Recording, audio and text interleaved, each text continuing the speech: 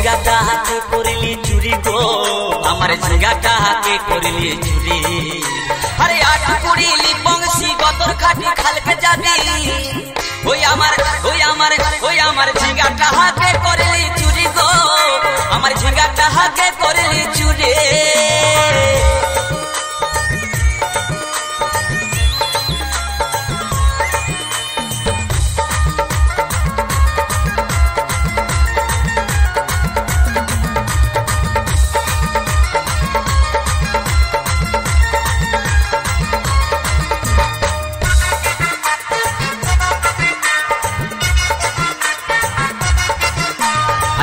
मायर काছে বিহন মাইগে আইনেছিলি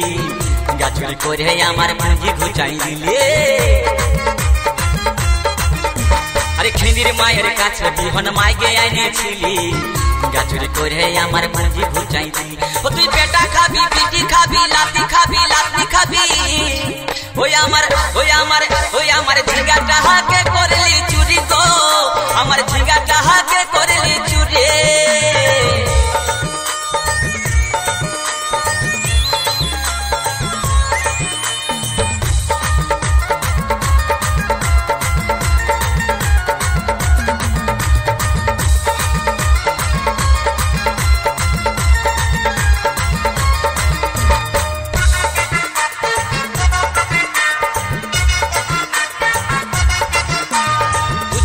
झिंगा गाছে बेड़ लगाई দিব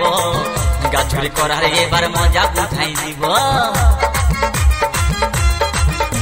তাই চল বলে ঝিঙ্গা গাছে বেড় লাগাই দিব গাছুরি করার এবার মজা উঠাই দিব ও তুই জামাই খাবি